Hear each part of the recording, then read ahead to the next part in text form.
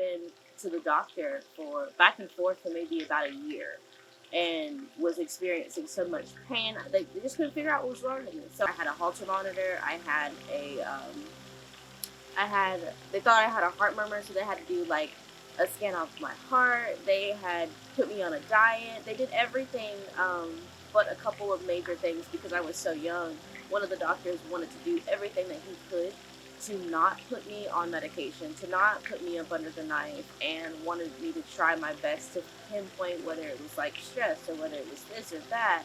He wanted me to try and do everything else but have me on long-term medication, have me have to undergo surgery and put a tube down my throat because they couldn't figure out if it was acid reflux or what it was. My lips would break out. I would have eczema patches and not be able to like use lotions or creams or all these different things. It would take me out. If I was in pain for an extended amount of time, I would be clutching my chest. I would be out for hours just because it immobilized me.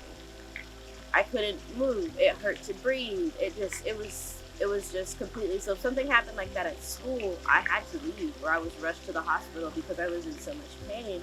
And even the ibuprofen didn't help to a certain extent. I was pumping myself with that for months, and I ended up just having a higher tolerance to it because it was always in my system.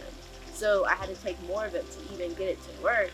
And taking too much of anything is going to cause issues, let alone a medication with all these extra synthetic things in them to trick your body into thinking that you're in less pain than what you actually are. It's not solving anything, it's suppressing things. To add all of this extra stuff and had to do all this extra work to just be able to be in class or to find lip care products or skincare products. And that started with actually my dad, because he had a tea that he would make that was based upon lemon and ginger and I believe cinnamon, just because of all the anti-properties in there. And when he would make that for the house, he also started doing lemon water, because lemon water, if you drink it every day, it energizes you. So he added lemons to his tea, and based upon that tea, I kind of adopted my own and added all of these extra things in there that actually helped like my skin, helped with congestion. So I started making that tea on a regular, and my best friend calls it a witch's brew, because anytime I'm in there stirring the pot, he's getting like little witchy vibes, and it's hilarious. But I put so many things in there. I put cinnamon, I put bay leaves, I put star anise, I put lemon and ginger.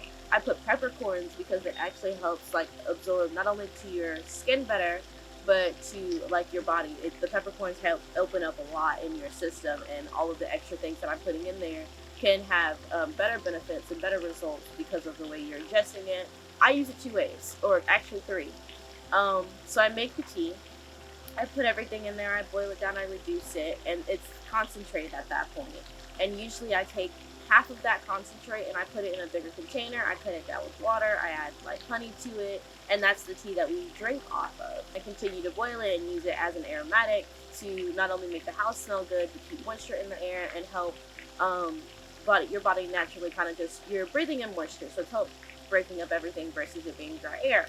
And then once I'm no longer using it as an aromatic, I actually take what's left, and it's usually like mush at that point, and I blend it together, and I can also make a paste out of it, and that's what I use for my eczema patches. Those are the 3 ways that I've been using my witch's brew, but it's helped me a lot because I'm not as congested, and I don't have to deal with my patches as much, and then I'm not waking up feeling stuffy and dry because my house is filled with moisture in the air. So, research is going to be your best friend, because there are so many different ways that you can use one herb, and there's so many different ways that you can use multiple together. Don't give up. First and foremost, there's something out there for everyone, but be mindful of like your ailments, and if you're trying to help someone else, be mindful of their ailments, because certain herbs can't be used with certain things, and you want to be careful to make sure that you're not increasing someone's blood pressure or anything like that. So just do your research so that you're well aware of what you're using, how you're using it, and the work that you put in now with the research and the trial and error of trying to figure out how to use the herbs is going to pay off so much more when you actually get to use it.